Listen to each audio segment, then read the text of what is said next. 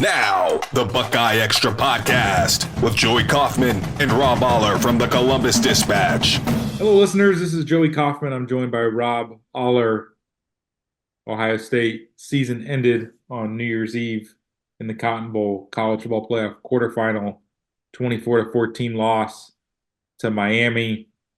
No playoff run this year and an early round exit. And certainly, I don't think when we were talking about this game in the lead up, something we expected. I think we thought Ohio State would be at least going on to the semifinals for a game against Georgia.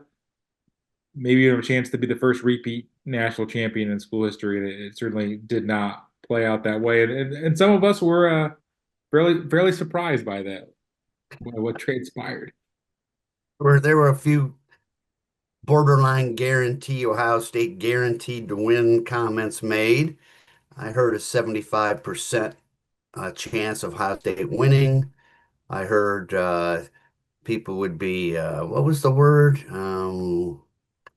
Shocked, flabbergasted. There's other qualifiers in there. You can If you I can have, out me. You can out me too. no, I won't out you, but you were poking the bear a little bit, but you said you would be. What was the word, Joey? At first, I said shocked, and then you said you wouldn't be shocked. I wouldn't be shocked. I'd be surprised, but not And shocked. then I upped it to stupefied. So I was just sort of Yes. imitating you. But Joey, for the record, Joey Kaufman said he would be stupefied if Ohio State lost. He would like to take those words back probably a little bit. And I looked over at his face after the pick six, and it was 14-0, and Mr. Stupefied looked stupefied. yeah, I mean, I sort of made that comment because nationally there were more people picking Miami in this game than I expected, and I understood the case for Miami pulling off an upset. It had a great front, and it could get pressure. Somebody like Ruben Bain and Mesidor, and there was always a chance that they were going to disrupt Saiyan, but it never felt like they could do enough on offense. And there'd be times, sure, saying could get pressure, but it felt like Ohio State could win a 21-10 kind of game. And I just didn't think Miami was a complete enough team. But ultimately, that pass rush was the only thing that mattered, and it felt like a narrow path to a win for Miami, but it ultimately felt pretty wide just because of how much they were able to create havoc in the backfield and really speed up Julian Sayin. And I think that pick six is this sort of that will endure as sort of maybe the play where things changed. Yeah, I agree with that. The pick six is probably the biggest game changer in college or pro football. Maybe a kick return for a touchdown, although I think a pick six in the red zone too. Ohio State was down, I think, at the 22-yard line or something. Right? Yeah, Yeah.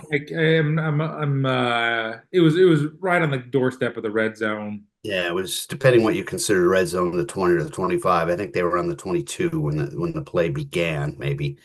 Um, that was a game changer. And that gave Miami all it needed to kind of, get through the first half It with the was on momentum. on the 16-yard line. Oh, 16-yard Or line. no, sorry, 22-yard line. The Yeah, drive, 22. Yeah, I drive thought it was started. cool. They did get in Yeah. the red zone. Sane took a sack and then pushed to the 22, and then the pick six. Yeah. Which was not, I've heard a lot. Let's dissect that play real quick. Jeremiah Smith whiffed on a block. Guy made a nice play, Yeah, grabbed Keontae it. Scott read the play. I mean, he came in and read that play. Keontae Scott for Miami. Yeah, he made a nice play. He shed the block or whatever. It was a Matador cape, miss, clean miss. The argument I've heard is why did they put Jeremiah Smith in a position where he has to block? Well, this game is called football, and you can't just run around without. I mean, they talk all the time about you have to be able to do it all. If you're Jeremiah Smith, you have to block. So let's not just kind of let him off the hook. He missed it. It's a little bit remind me of when Marvin Harrison Jr.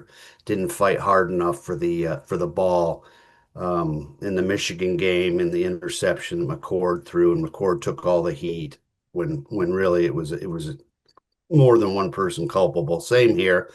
I don't think I don't think Sayin really deserves a whole lot of blame because that's a bang bang play. You get it and you throw it, and you expect people to do their job.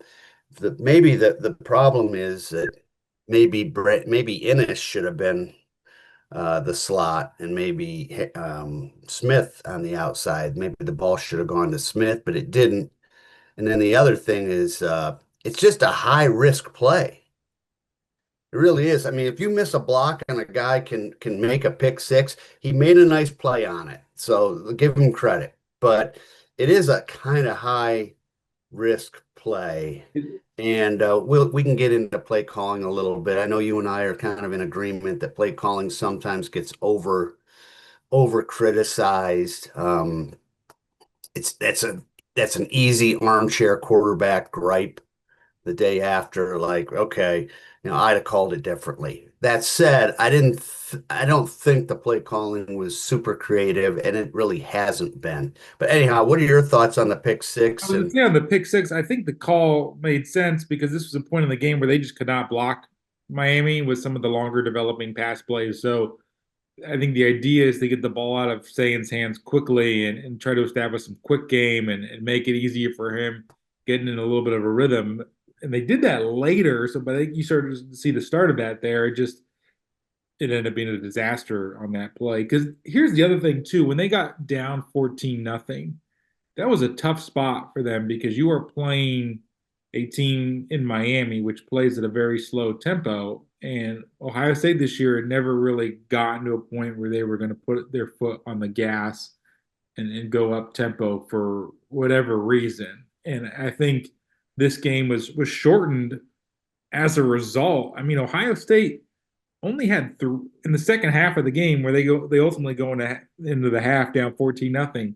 They only had three real possessions in the second half. They did get a fourth possession with less than a minute left, but Miami just had these long drives where they were able to take time off the clock, and Ohio State themselves had some pretty long drives where they just took time. And I think that's you look at the drive chart for Miami. Miami had an 8-minute drive in that first half. They had two 5-minute drives in the second half.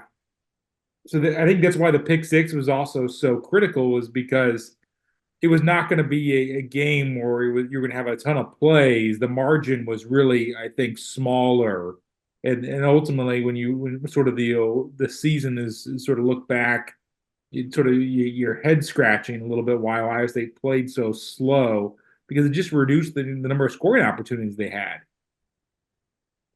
yeah, I agree. In fact, maybe for a future podcast, I'll just mention this now. I think the whole load management um, issue, maybe Ohio State got a little too cute with it. I think last year, I think they felt so confident after they won the national title that they'd done it perfectly, that they saved guys, they slowed things down, and it worked. And I think they tried to carbon copy that this season, and it didn't work. So maybe they re-examine that going forward, because when you've got the talent they had, I just think it's like putting it's like having Secretariat, the Triple Crown or a Triple Crown winner, and then you hold them back uh, until it's too late, like around the final turn, and you lose the race. And in this case, you lose the game. I think they cut it loose a little more last year in the playoff, it felt like. And I'm interested in where this goes, based on what I saw against Miami, in that, are they going to just kind of go back to, pedal to the metal? Because if you remember, Ryan Day said, whatever, was it after Michigan? Somewhere he said, "Oh, we're going to cut it, kind of essentially, we're going to cut it loose now." And they never really cut it loose. Now, part of the reason is you're playing two really good defenses. So maybe it's harder to cut it loose when your quarterback's, does isn't able to just kind of stand in the pocket and pick you apart. I don't know. Well, I think this matchup too, in terms of being loose and playing at a fast pace, Miami was going to compound your problems with that. I remember Right. looking up before the game.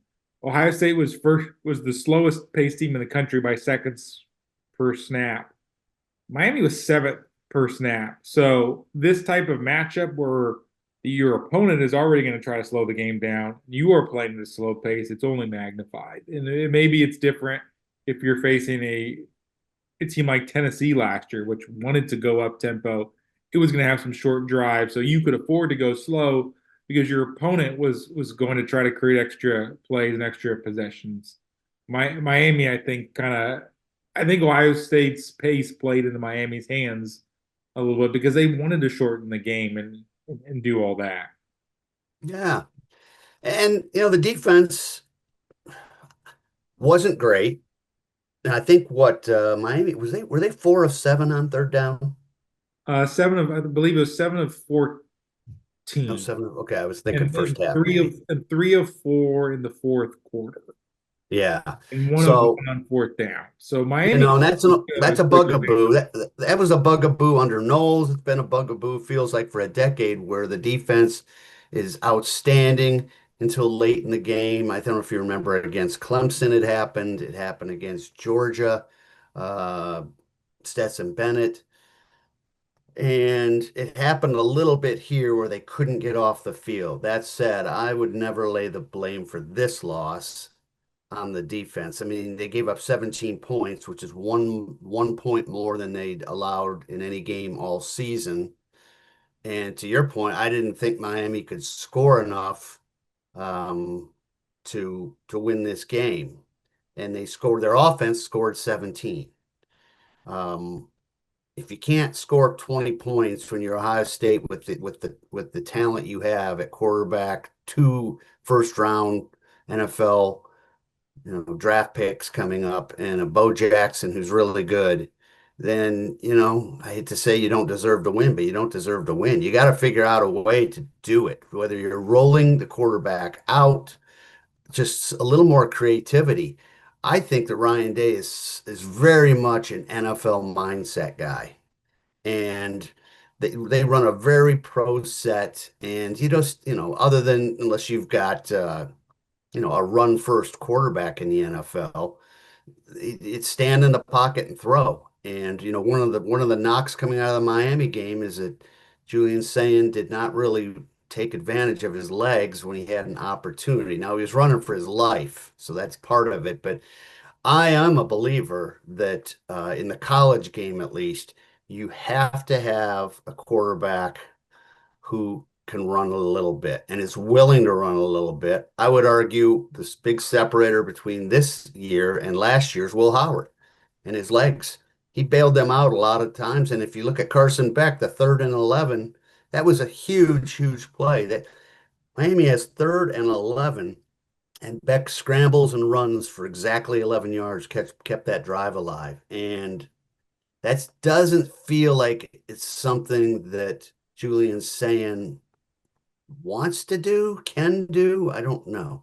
The challenge for saying this year was also he never needed to do it because the schedule was so Yeah. forgiving for them. Where I mean, he sort of just chilled in a cocoon for 3 months there in the pocket, and it wasn't until Indiana where he dealt with any kind of real pressure. And they talked about in the aftermath of that loss, he needed to get rid of the ball quicker because he was averaging almost 3.5 seconds of time for between throws against the Hoosiers, so he can get the ball out quicker. But Miami was another instance where not just getting the ball out quicker, but be able to move and handle the rush and hang in there. And just if a play breaks down, run, and just sort of the spontaneity that comes with playing quarterback. And Right. I think just his inexperience, Yeah. you Yeah. I think he's got a really bright future still. He was fourth in the Heisman Trophy race. It's just he's a young quarterback playing against a team with 2 first round NFL defensive ends and Bain and Mesidor, and they just went and took advantage of Ohio State's line, and he was not comfortable, and I don't think he was ever able to really kind of settle in until maybe a little bit late in the first half, and then opening drive of the second quarter, where Bo Jackson and the running game kind of helped him out a little bit and take some of the pressure off him. But he just wasn't used to playing with pressure all season. Never had the chance, and that's Right. it's not Ohio State's fault for the way the schedule was, but it's just the way it kind of played out. Yeah, Miami didn't have a great schedule either. But they did play Pitt, they did play NC State, who at least had winning records, uh, you know, Mm-hmm. later in November, I believe. And Ohio State went, we've pounded on this. They think they had four straight games against team after Illinois, between Illinois and Michigan, they four straight games against teams with losing records. And those teams showed nothing. They gave nothing. And then you go up in Indiana. I think the stat, and you've mentioned this stat, the amazing stat is that Ohio State had allowed 6 sacks all season entering Indiana game.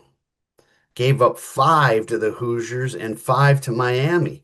So if you really want to play the blame game, the O-line is what cost you this game.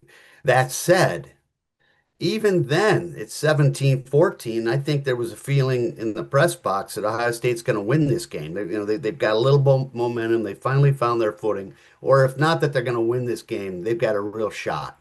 And miscues.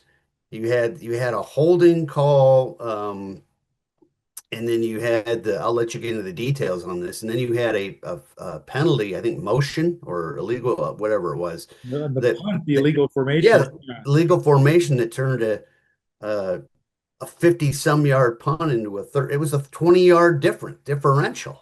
Yeah. Where That yeah, was huge. they were going to pin Miami at his 10-yard line. They have to re-kick, and then it ends up just going to the Hurricanes' 30-yard line. So that one penalty was a 5-yarder, but the re-kick cost them 20 yards of field position. It And is the holding call was just brutal.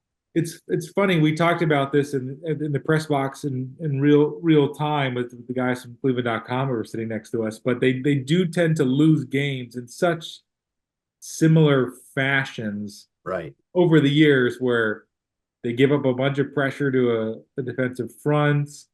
The defense can't get off the field late in the game on third down. Special teams is an issue. It wasn't just the punt, but Jaden Fielding missed a 49-yard field goal attempt at the end of the first half. I mean, I don't think anybody was truly confident or expecting he was going to make that kick. That's the edge of his range, and he missed it wide left. But it just a lot of the same sort of themes have played out in these losses. Special teams, bend don't break defense. If you look at the Michigan losses in 23 and 24, those are instances where the defense couldn't get off the field in the fourth quarter. You felt like they needed to kind of create some havoc, and they just never did that.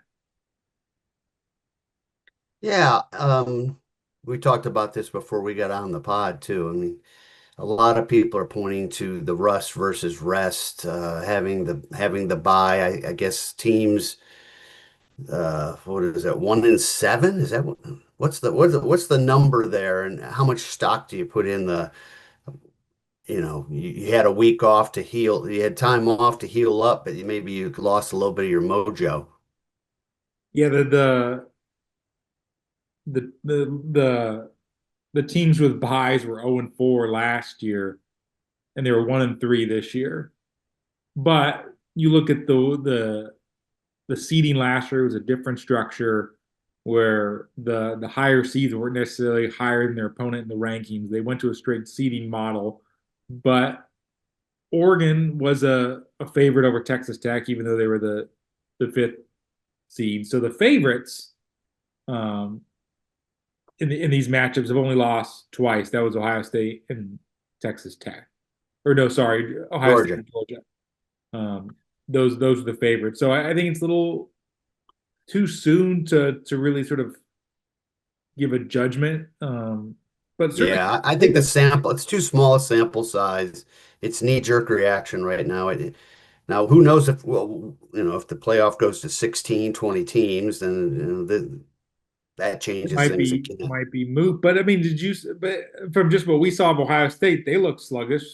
I think Yes. the rust had an effect on them, and they thought they had a good plan in place with the way they were practicing, but clearly they did not come out with enough juice and energy. They looked sluggish until the second half. So for at least for just evaluating Ohio State, I don't think the time off behooved them. It felt like they were able to take advantage of the layoff last year. And to be clear, the layoff they had last year between games, they had 20 days off before they played Tennessee. They had 24 days off before they played Miami. It was not all that different, but they were more prepared with more juice against Tennessee than they were against Miami. Maybe that's also just playing the game at home in front of your own crowd.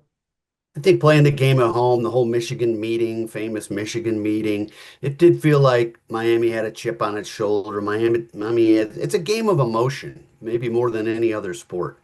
And Miami had something to prove. I'm not going to go back to the '03 Fiesta Bowl. I mean, these guys weren't even born, guys on this team, but they've heard about it. It was just a little bit like it was Miami against the world. I know Ohio State likes to throw that out there, Ohio against the world. I'm like, roll my eyes a little bit when you're Ohio State. It's like saying the New York Yankees against the world or the LA Dodgers. Come on. But that said, Miami definitely seemed to have a little more giddy up. And we talked to another writer before the game. I thought it was interesting, who would talk to Miami coaches who did think that the Hurricanes could do some damage. Um, we kind of need to step back and always say that the fans and even the media, we think one thing, but the guys in the meeting rooms, the coaches themselves who watch the tape, they have a pretty good idea of what's coming. I still remember the 2006 season, Florida and Ohio State. And Ohio State was, dubbed the team of the century or whatever. And Urban Meyer's Gators took it to them. And I remember hearing afterward that in the lead up to that game, one of the Florida coaches walked into a meeting room and said, "We're winning this game." And it wasn't like bravado. It was, we have watched the tape. We've seen where their weak spots are, and we can exploit it. And it was a matter of fact, we're winning this game. And the Gators did. And I think Miami probably had an inkling because they're pros in terms of the coaches. They know what they're doing, that after watching tape, they knew that they could get to saying. And it was right out of the gate. Yeah. That I think was also just they sacked him on three out of the first four drives. It happened early, and I think that kind of set the tone from the start. I mean, you talked about this as well. It felt like Miami also just they hit hard, the closing speed. You could sort of feel the all of that, even just up where we were up way up top in the corner of the stadium. But that I think that was striking. I mean, you compared it early on to the 2006 Florida. Yeah, absolutely. I mean, you just knew early that, Ohio State's in trouble. After Ted Ginn returns the opening kickoff, and it's like, oh, Ohio State's going to roll here. Within two series, it was clear that the O-line, Ohio State O-line, had no answer for Florida's pass rush off the edge. They just had so much speed, and they got outcoached in that game. Now, did they get outcoached in this game? Uh, I don't think it was as obvious as it was back then, but the play that I really liked was Miami's first touchdown, I believe, where there was a little jump pass where Carson Beck kind of looked like he was going to run and did a Mhm. jump pass touchdown. Very creative. I mean, when was the last time you saw Ohio State try something like that? They might do some end rounds and that type of stuff, but it just the creativity again. This goes back to my maybe one of my knocks against Ryan Day is he's very NFL oriented. I mean, you don't see a lot of trickery or creativity necessarily in the NFL. It's you get your quarterback, drop back, protect him, he finds guys. And that's what Ohio State has been with saying through all these mediocre games. Then you get into this Miami or in Indiana, and it's not there. Everything has to happen much quicker because of the rush, and you're putting a lot of pressure on a redshirt freshman quarterback in this case, what Julian's saying. I agree with you that he's going to improve. Um, I have some question about personality. That can get overplayed, but he's a SoCal chill guy. And just looking back at Will Howard, who was a fiery guy, how much does that impact your sort of the mojo again on offense? I don't know. We'll find out. I mean, no knock on Julian Saint's ability as a quarterback, physically and mentally. He's got a bright future, as you said. And they have a lot back next year, which we'll get into in another podcast. But Miami's good. That's the other thing. Like Indiana is a legit team. I picked Indiana to win it all. And Indiana won by what, 3 points? Miami gets you take away the pick six. Okay, you can't take away a pick six, but you take away the pick six and it's 17-14. It's anybody's game. And then again, like you said, Ohio State sort of shoots itself in the foot as it typically does in these kind of losses with the penalty, with the punt. You have to repunt and just it was there for the taking. It's not like Miami dominated this game and it was a blowout. It reminds me a little bit of the 14 Alabama game. Revisionist history and Ohio State fans like to think, oh, Ohio State dominated that game, forgetting that Miami threw a Hail Mary on the last play that, if turned into a touchdown, would send the game to overtime. So, in my view, you can't dominate a game when the other team can tie it on the last play. It kind of looks like domination, and I think in the trenches, Miami won this game. They were better in the trenches, so that's fair to say. Yeah, and that was the most important matchup. Right. I do also want to think about this because I do think we have to sort of appreciate and acknowledge just how much this sport has evolved in recent Mm, years. In yeah. Ohio State did not win the national championship this year, despite looking like sort of a team without any flaws for 3 months. They end up as the 2 seed. And last year, they won the national championship as the 8 seed. If they were ranked in this year's setup, they would have been the 6 seed last year. But they did not look like they had their act together at any point in 24. And then they rally after the Michigan game. They peak at the right time. They didn't have the experience this year. This looked like a better team on paper throughout the fall of 25 than they did in the fall of 24. But this sport has changed from it is no longer a hypothetical sport where this team wins the beauty pageant of the fall and they get crowned the champion with one, maybe 2 games in the winter. It is all about sort of being ready to peak at the right time in December, January, grow over the course of 3 months. So I think there are going to be times in the future where it kind of plays out like this, where Ohio State doesn't look like this brawny superpower in the fall, and you just don't really see it, and they surprise you and win a national championship and go on a run where it didn't look like that. And there are going to be times like this season where you feel like they're invincible and nobody can beat them, and then they just don't really elevate. And I think that's just sort of the way the sport's going to change, where the regular season is not always going to be a sort of a barometer for how it ultimately plays out. Yeah, that's a great point. And it actually, I think, makes college football more interesting. I mean, I remember when people would say there were only 4 or 5 teams that could win a national title. Well, Miami was the number 10 seed, and they can win it. So Ole Miss is still in this after knocking off Georgia. The other point I want to make, just kind of close it out, my thoughts, big picture is, I've written this for years. It is hard to win a national title. So how hard is it to defend a national title and to go back to back. Now, maybe it's a little skewed because Georgia has done it fairly recently, and Alabama's done it. Last 20 years, it's been done twice, I believe, or at least this century. It's been done twice, but it is so hard to repeat.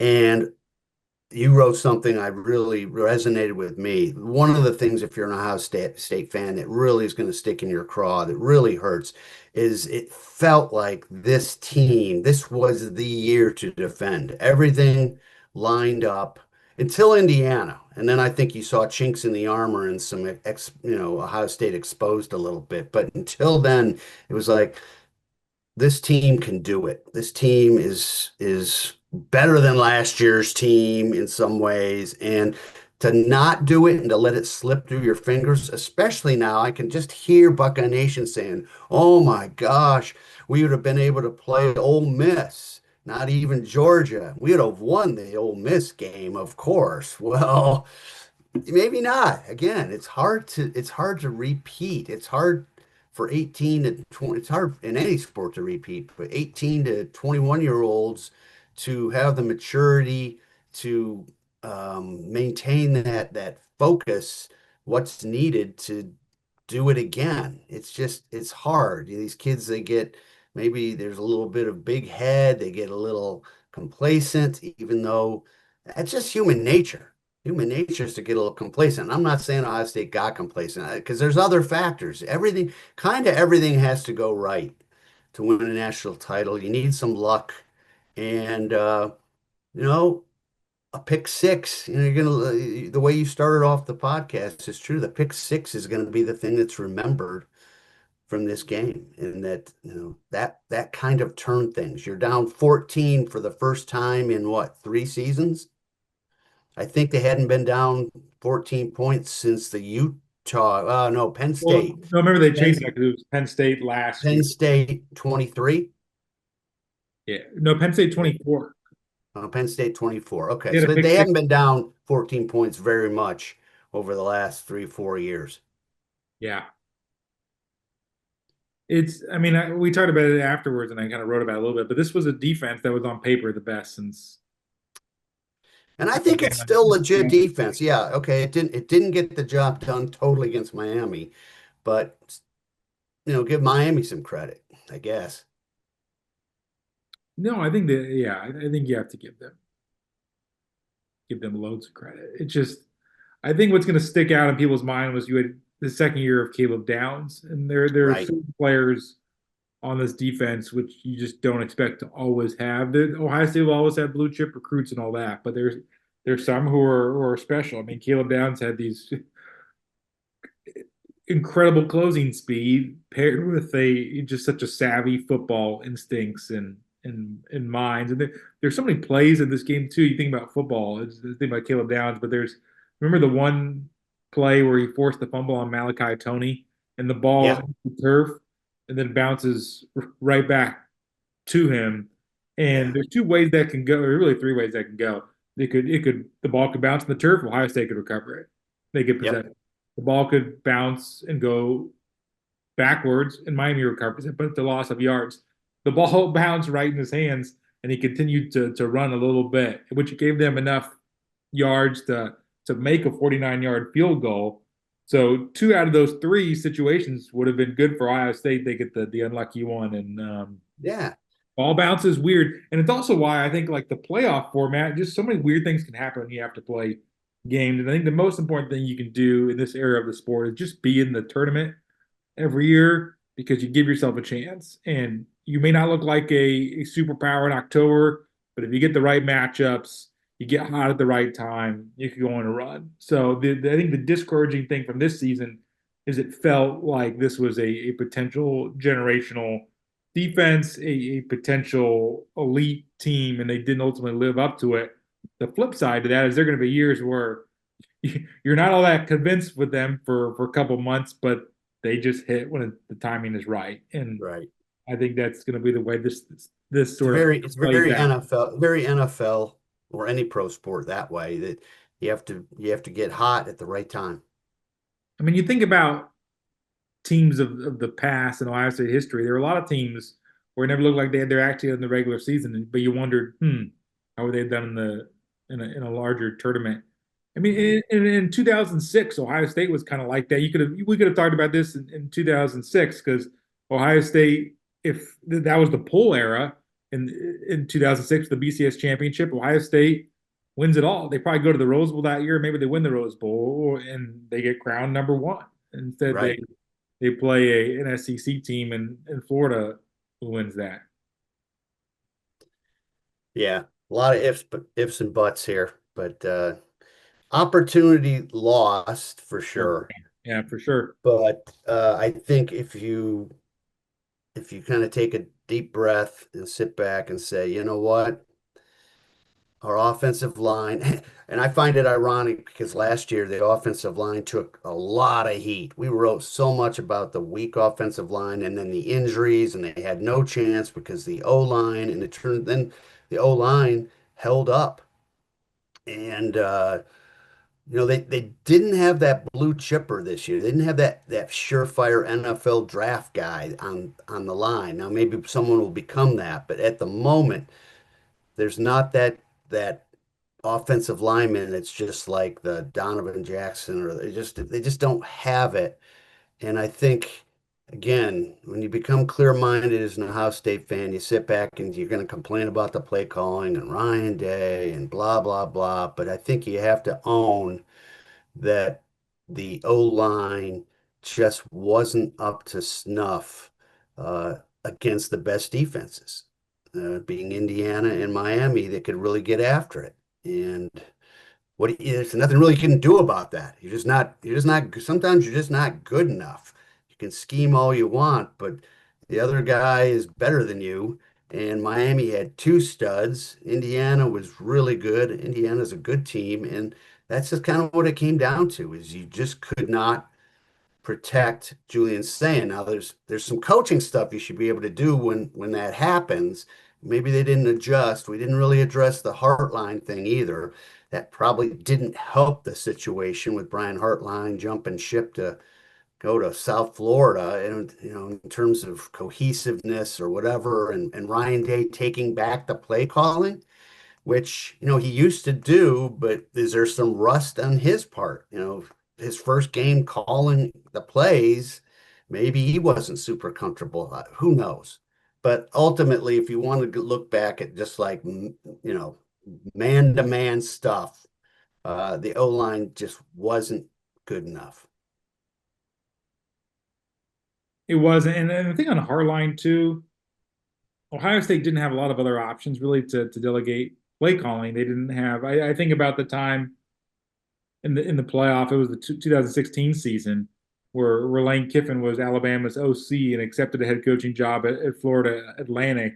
And after the semifinal, Saban told him to go, just be the head coach there. But they had Sarkisian as an analyst and on staff, and eventually he takes over the play calling for their title game against Clemson. They didn't win the game, but it was clearly you had a sort of a bench you could turn to, and I guess they did not have anybody really on staff like that, where they were just sort of on the support staff as an analyst with experience as a play caller. But I think that was sort of maybe a missed opportunity, just not being at full strength. And I mean, we had questions too going into the season about Brian Hartline as an offensive coordinator in general, even if he had not accepted the South Florida coaching job. I mean, Chip Kelly was the offensive coordinator last year with decades of experience as a play caller, and you saw some of the stuff he was able to be really creative during the playoff run last year. You think about the touchdown to Jeremiah Smith against Notre Dame, where they fake an end around with him and pulls the safety with him. Then they send him back as a pass catcher and they throw a touchdown. You have that's I think with the experience that Chip Kelly was able to give them last year that they did not have, even if Harline wasn't managing his dual roles, which was I think difficult enough. And I know he kind of played that like it wasn't an issue leading up to the game, but it was. Yeah, it absolutely was. I did just on that point. Oregon, their defensive coordinator, is taking the Cal job, but Oregon just shut out Texas Tech. And I So think it's partly I'd just like to know how Lanning, the head coach Dan Lanning, handled that. Did he send the guy on his way? I don't know the no, situation. those guys were calling plays Right. for Okay. so I Yeah, think it's it just worked out. It worked out for Oregon. yeah, I mean those guys are just more experienced play callers too. I think that was the thing Right. with Harline coming into the season was it was Yeah. new to me. Right. Yeah. Well, Well, another year, sign off on another year. I think Indiana will win the whole thing, but Miami, don't count Miami out. I would say no, it's either going they to be, don't have I would say Indiana or Miami, but you can't be shocked or whatever word you used. If Oregon or, stupefied, huh? stupefied. Stupefied. Don't be stupefied if Oregon or Ole Miss wins it all. I think it's an intriguing Final Four. I think Indiana is probably the best team. I would peg it as Indiana, Miami, boy, Miami, Oregon, Ole Miss. But Oregon, Oregon might be better than I think. Yeah, Sorry, Buckeye Nation. It was tough blow there. Tough blow.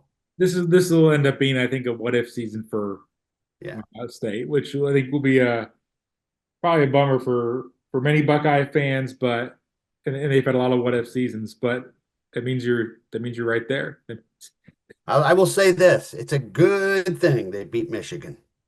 Yes. Hey, the hypothetical we talked about. Would you rather beat Michigan or win a national championship? Yep. You can give some honest feedback now because it's Yeah, I not a think hypothetical. people are going to flip their vote. Those who said I'd rather win a national championship are now going to say beating Michigan because it happened. Yeah, which I So, I mean if I think that's what you should care about. That's the ultimate prize of the sport. yeah, agreed. Anyway, that was Rob Oller. I'm Joey Kaufman. We'll have more in the weeks ahead because there will be inevitably news around Ohio State football. The transfer portal opened today as we were recording on January 2nd. Um, there's obviously going to be comings and goings for the Buckeyes roster. So things will look different, and there's always some inevitable movement there. Maybe we'll do a larger season recap as well, but that was our initial thoughts on the college football playoff quarterfinal. Ohio State 24-14 loss to the Hurricanes. That was Rob Oller. I'm Joey Kaufman. Thanks for joining us, listening, downloading on another season of Ohio State football.